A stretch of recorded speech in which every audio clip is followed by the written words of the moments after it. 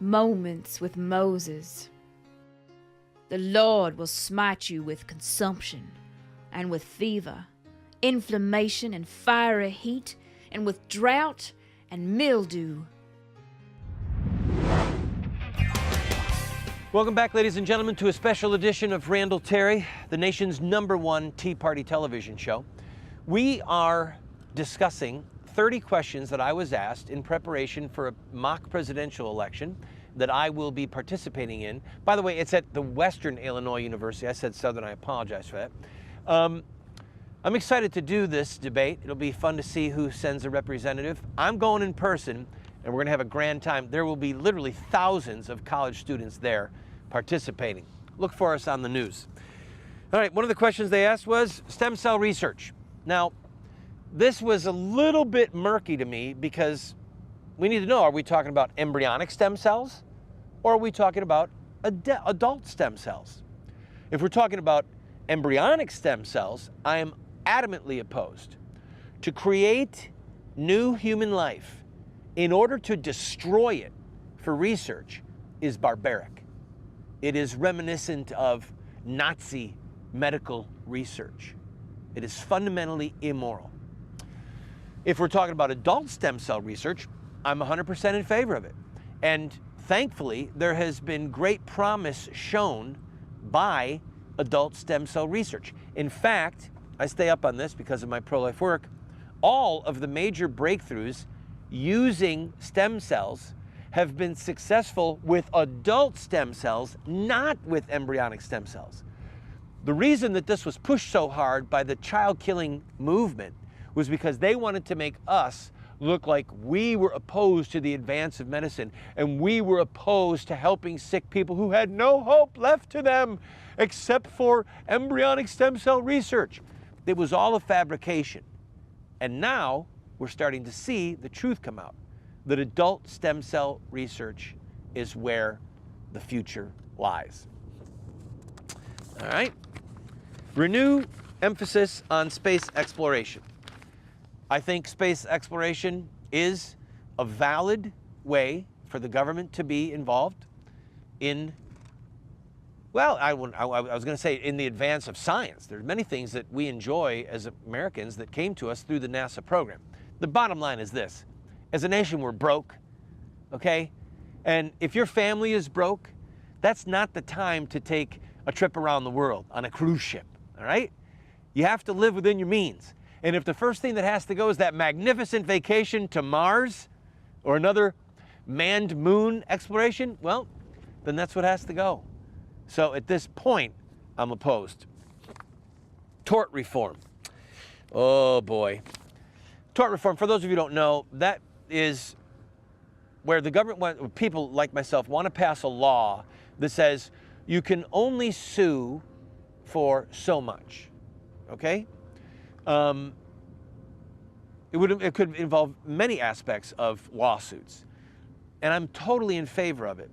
I ran in 2006 in a Republican primary for the state Senate in Florida. I got clobbered by the establishment, particularly by lawyers.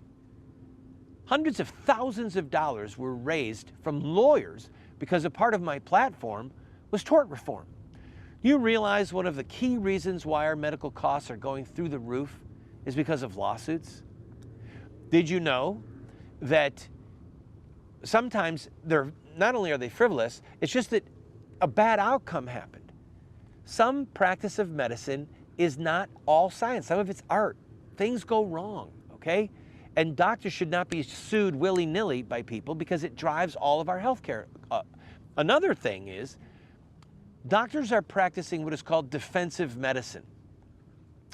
My wife, in one of her pregnancies, was sent by her OBGYN to 2 different specialists. One was to monitor her heart. The other was to monitor the baby's heart. Then I asked her, I said, do you see anything that would indicate that that's even necessary? She said, not really. I said, you're practicing defensive medicine, aren't you? You're just spreading around the liability. She said, yeah, because she didn't have insurance. Yeah, that's right. She had money set aside in case she got sued, but the doctors that she referred my wife to had malpractice insurance. So she was ordering my wife to have treatment that she didn't need for fear of a lawsuit. That drives all of our costs up. And that is one of the reasons that we need tort reform. All right, I'm going to take a quick break. When we come back, state right to work laws, privatizing Social Security. Ooh, that one's going to be fun. Impose a national sales tax. These questions and many more right here on The Voice of Resistance. Randall Terry. Don't go away.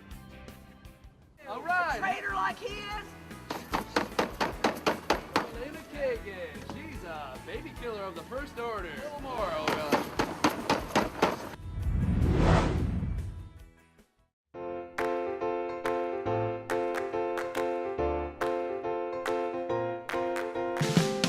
Hi, Joe Costello here, founder of Kylea Health and Energy. I want to share with you a product that has changed hundreds of thousands of lives. Introducing the Total Living Drinks, Greens and Berry, the ultimate superfood formulas that provide you the 9 daily essential areas of nutrition your body needs. Each scoop provides the life-giving phytonutrients that come from the equivalent of 5 servings of organic vegetables and berries, probiotics for better intestinal function, antioxidants for disease prevention, and vitamins and minerals for establishing maximum health. Order now and get started on the Total Living Drink. When you do, a generous gift will go to Randall Terry's organization to help further his work and further the kingdom. Order online and receive an online discount or call the toll-free number. Call today and enjoy maximum health and energy. The following program contains explicit calls to political action. If you are addicted to the tax-exempt status, Randall might not be right for you. Check with your little sister. Standing for truth in the 4 corners of America. Fighting for justice on the frontiers of the culture wars. And turning resistance into an art form. The only TV host arrested more times than Mahatma Gandhi, Randall Terry. Welcome, ladies and gentlemen, to the #1 Tea Party television show in America. Randall Terry, the voice of resistance. We're in the middle of looking at 30 questions given to me because I'm a presidential candidate, given to me by my campaign manager from the University of Southern Illinois, where I will soon be participating in a mock presidential election. The questions were so good, I thought, you know what? Let's go over them on the show and help some of our fellow Tea Party activists think more clearly on the issues that plague our nation.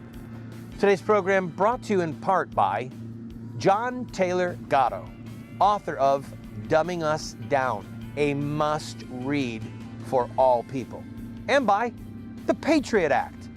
Big Brother comes to America. And now a quick word from my close friend, Rusty Cowpoke. Rusty, fix your lip, dude. Anybody seen my hat I'm looking for? Hey, it's you again. I got a message for you. There's some crazies out there in the Tea Party. They're saying Mr. David Lewis running against Boehner, that he's not a real Tea Party man. Well, let me tell you this. He's about as serious as a heart attack. He's dead serious about stopping Planned Parenthood dead in its tracks. What can you say about Boehner or anybody else you thinking about? Hey, they ain't got nothing behind them. Let me tell you folks in Ohio 8th District and all over, let's show what we mean by serious. You put some money behind this man, Mr. David Lewis, and we're gonna show the dead babies to the whole America, okay?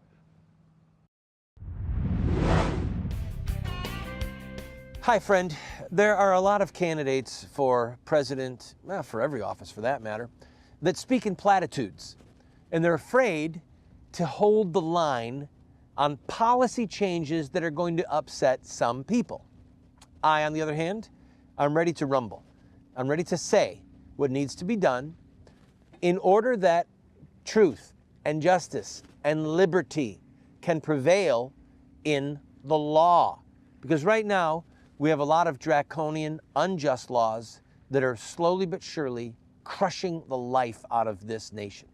So let me continue with some of these questions. I'm supposed to answer these whether I strongly oppose them, or strongly favor them, or favor them. Here's the first one we're going to cover today. Question number 14. Vouchers for children attending private and parochial schools? Well, first of all, like with Social Security, I am opposed to putting a gun to my neighbor's head to force him to pay for the education of my children. I'm opposed to anybody putting a gun to your head to force you to pay for the education of someone else's children. So as a practical and tactical matter, if I were president, in my first week, I would simply get rid of the Department of Education. Goodbye. I would end all federal subsidies to local schools. Goodbye. The federal government has no right, no business being involved in education. Now, on a state and local level, which is outside of my jurisdiction as president, I'm happy to at least discuss it.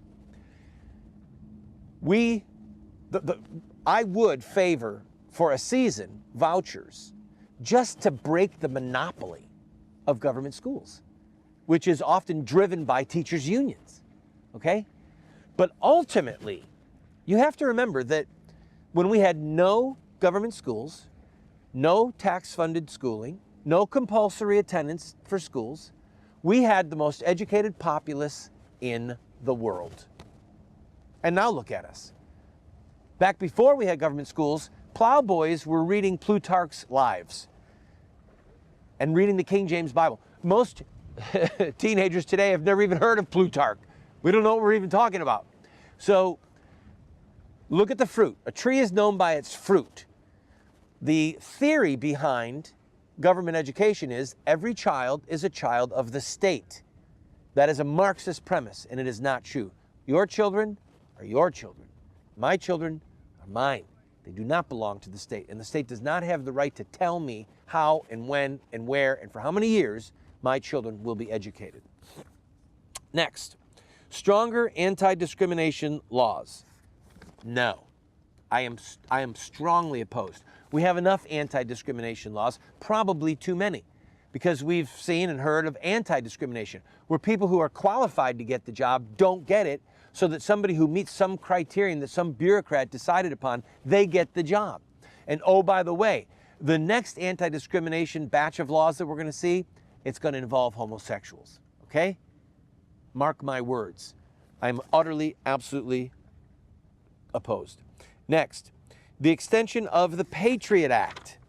The Patriot Act is an institutional betrayal of our constitutional rights. If Martin Luther King were alive today, doing what he did, he'd be tried. He'd be guilty of violating certain aspects of the Patriot Act. No, I am opposed to extending it. I think that it is a betrayal of many of our rights of privacy. Corn-based ethanol. Well, the question needs to be asked, are we talking about government subsidized corn-based ethanol, or are we talking about private sector? Listen, I am completely in favor of alternate sources of energy other than oil and coal, all right? Most of us are. But it should be driven by the private sector, not by the government, all right? And it messes with our food prices, by the way. Corn is trading at an all-time high right now. It's the highest it's ever traded. And that means that we're going to start to feel the pinch in our food budgets because so much of our food is corn-based. The expansion of nuclear energy. It's an old joke, it's a little dark, but it's worth repeating. More people have died in Ted Kennedy's automobiles than have died in a nuclear facility in America. All right? It is safe, it is clean, and I am in favor of more nuclear energy. And we've seen, by the way, the crisis that happened in Japan, they did not have the same safety standards that American nuclear power plants have. So don't let somebody try and fear you with that boogeyman. Next, taxes on gas-guzzling vehicles. Well, here's what I think. I think that every God-fearing American patriot should drive a big SUV, and every liberal left-wing nutcase should drive itty-bitty Hyundai, okay? And then may the best drivers win. I've got kids. I always buy big vehicles. I don't care if they're getting 12 miles per gallon, even in this economy. I mean, granted, I'd rather get 15 or 20 or even 25, but my family's safety matters to me, and it is unjust to tax me or to tax those of you who drive SUVs or big pickups. It's unjust to tax us because we choose to drive a vehicle that puts our family's safety first. All right, when we come back from this break, stem cell research. Ooh. Renew emphasis on space exploration. I'm going to tip my hand on this one. I think we should send Al Gore on a one-way trip to Mars. I'll be right back. Don't go away. Randall and I made a trip to Washington to visit FDR. While there, Randall told him that Alger Hiss was a communist. The president threw us out of his office. Moron.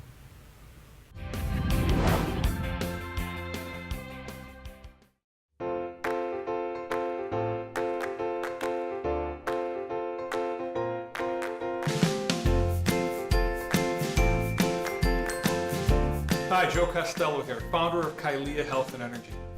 I've been making superb nutritional supplements for over 15 years, and from day one, I've partnered with Randall Terry, helping to fund his invaluable work in reclaiming our country's biblical and godly roots.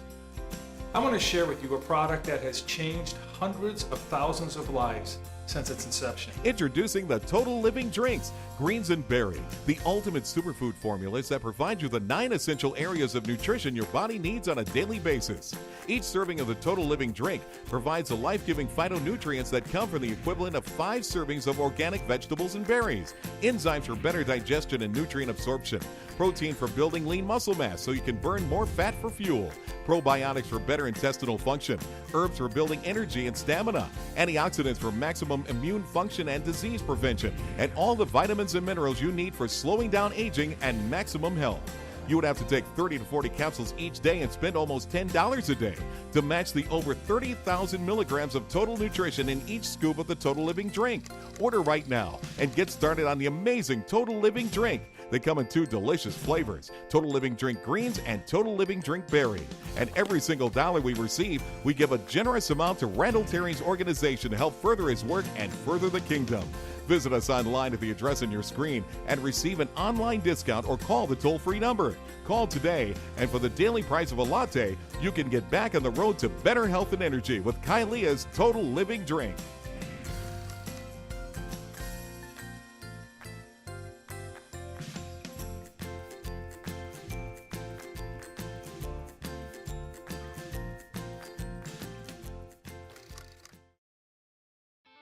Victory will never be found by taking the line of least resistance. Sir Winston Churchill. Welcome back to the program, friend.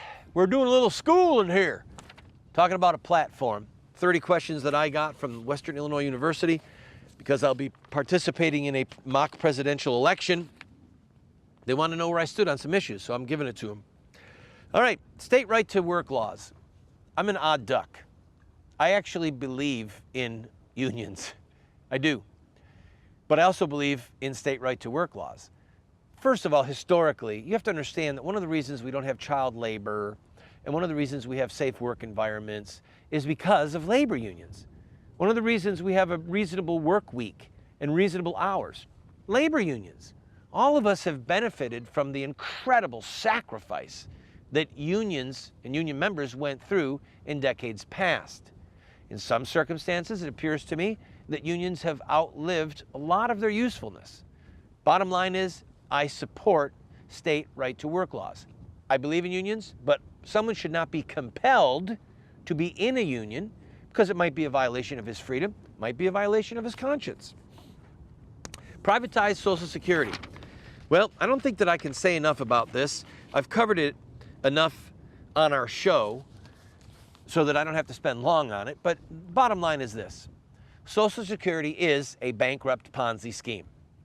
It is fundamentally immoral to put a gun to someone's head to force them to pay for the retirement of another individual.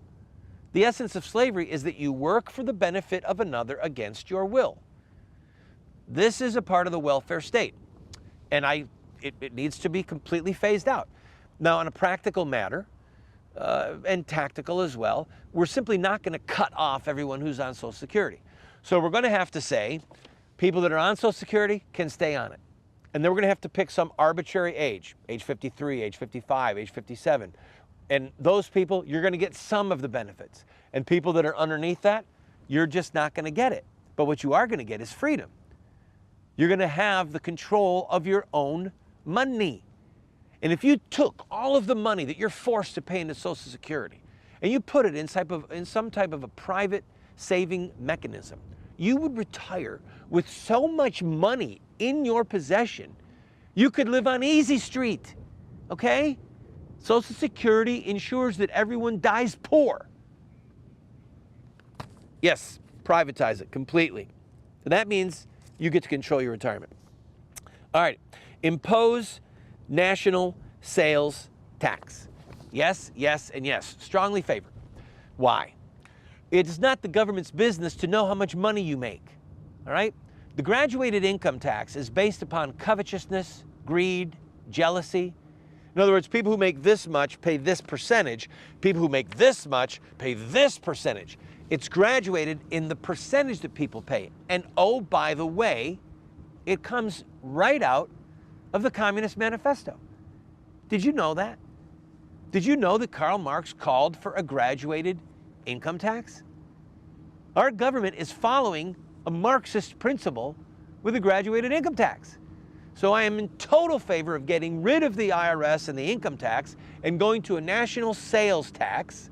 And then if you spend a little, you only pay a little. You spend a lot, you pay a lot. And then the rich will pay their fair share and the poor will pay a little something. I mean, after all, I don't make a lot of money, but I get to enjoy the interstate system. I have the protection of our military. So it's just that I pay something. It's just that we all pay something. And the way to do it, in my opinion, most ethically, without greed and without covetousness and without the intrusion into our lives of how much money you make, is through a national sales tax. Finally, for this segment, enhance penalties for hate crimes. Ooh, no. A crime is a crime is a crime. If you commit a theft, it's a theft, whether you did it because you hate the person or just because you wanted to steal their sneakers. If you murder somebody because you hate the color of their skin, or you murder them just because you wanted to steal their money, it's still murder.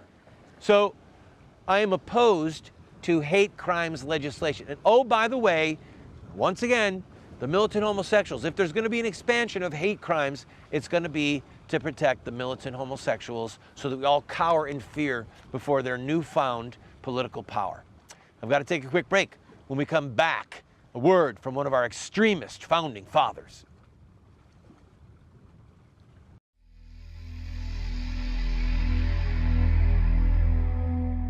They slay the widow and the sojourner, and murder the fatherless. And they say, the Lord does not see, the God of Jacob does not perceive. Understand, O dullest of the people, fools, when will you be wise? He who planted the ear, does he not hear? He who formed the eye, does he not see? He who chastens the nations, does he not chastise?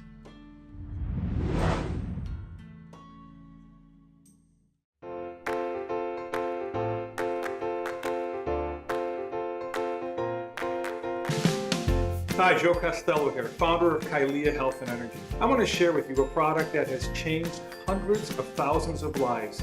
Introducing the Total Living Drinks, Greens and Berry, the ultimate superfood formulas that provide you the 9 daily essential areas of nutrition your body needs. Each scoop provides the life-giving phytonutrients that come from the equivalent of 5 servings of organic vegetables and berries, probiotics for better intestinal function, antioxidants for disease prevention, and vitamins and minerals for establishing maximum health. Order now and get started on the Total Living Drink. When you do, a generous gift will go to Randall Terry's organization to help further his work and further the kingdom. Order online and receive an online discount or call the toll-free number. Call today and enjoy maximum health and energy. Patrick Henry said, "It is when people forget God that tyrants forge their chains." Friends, I'm tired of living under tyranny. We're going to finish this series. I've got 4 questions left. Should we ban smoking in outdoor public places? I am maniacally opposed. This is just another encroachment on personal liberty. Should we confer Miranda rights for suspected international terrorists? No. they need to be treated either like spies or like enemy combatants, not like U.S. citizens, okay? Question 29. Should we have an increased tax rate for the wealthiest Americans?